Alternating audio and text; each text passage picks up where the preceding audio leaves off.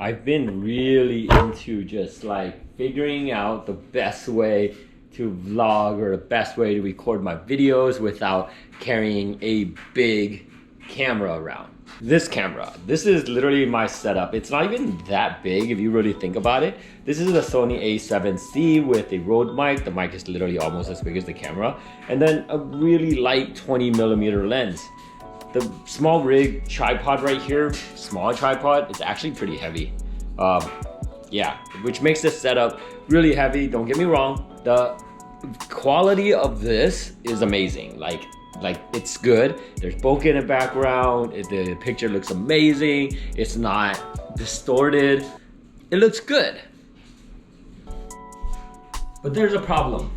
One problem is that I can't always just have this around. Like if I want to just bring this around everywhere, it's not something I can just have around. So this isn't going anywhere. Like I'm still gonna be using this because it's awesome and it works great. But I want something that is easy, that is small, and I can just move it. And I really don't have to think about all the settings because the camera itself has done it all.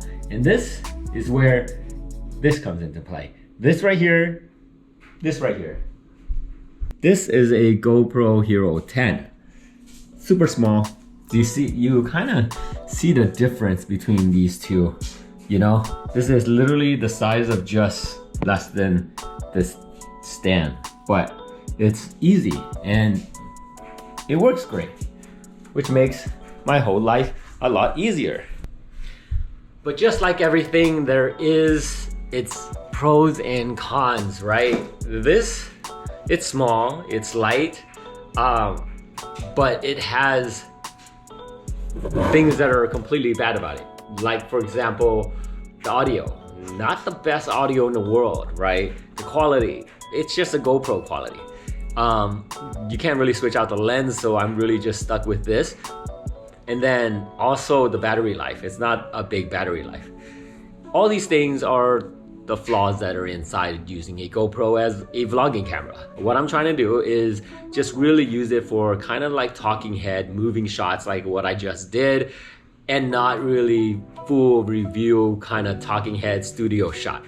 Does that make sense? So this would be like going outside, maybe on bike rides, maybe during lunch, maybe at work, whatever all this maybe. So I think I might find a way to add it to my whole collection. This isn't going anywhere though. This is literally strictly my video camera now. And my photo camera, let me show you my photo camera. My photo camera at the moment is this. Whoa, I have a charge. Is this, the Fuji X100V, all black. I actually saw that this came back in stock on B&H. It's probably sold out by now, but it came back on stock and it kind of broke my heart a little bit just because I paid a lot more than the brand new price of this. So I didn't even try to go on B&H and look, just so I don't have to like really hate myself for buying it.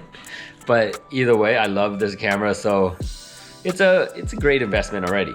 It's just being charged right now via USB-C, 57%. Just plug it in and I leave it here. You know, I always have a USB-C plug everywhere, so that works out.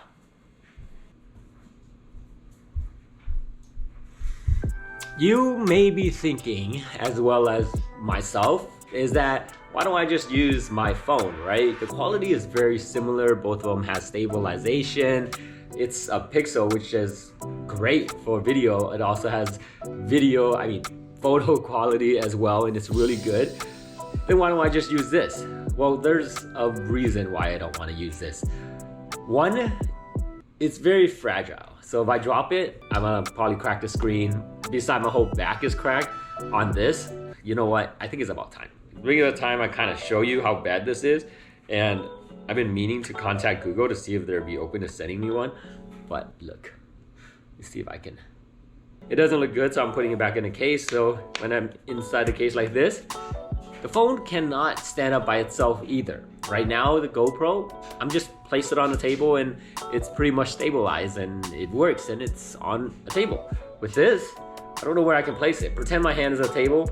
You know, come on, I don't even need to really use an example. And plus, when I do place this on a table vertically, the microphone's down here, so it gets really bad audio. You know, the whole thing is just not as good as the GoPro. So depending on how I can manage this GoPro, maybe I'll change out all the presets. I've been messing around with that, so like for now it's shooting in 4K 30, and then if I want to do like outside where it's super bright, I'll change it to like 4K 60. I know the quality is kind of different, the frame rate's kind of different, but it's the only way because I don't want to increase the shutter speed so much when it's only 30 frames per second, if that makes any sense. It will make a lot of jittery and it just doesn't look that good. Yeah, so I don't want to change that out too much. I just want to have like 2 settings. 4K 60 outside looks nice already. If it gets extremely bright and I really can't, then I'll do 4K 120. I have to mess around with the settings, so it can only be better from here, right? All my videos, if I continue using the GoPro, then yeah, it can only be better from here. To close this whole thing out, I honestly really enjoy carrying this small GoPro Hero 10 than carrying that big camera. The only thing is that if the quality is really bad, then it's not gonna work out for me, because even though it's all about content, I still like to have nice quality in my videos, you know what I mean?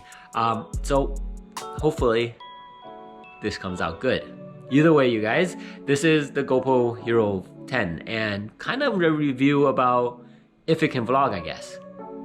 Follow along, make sure you hit that subscribe button. My name is Andy, and I'll see you guys in the next one. Later.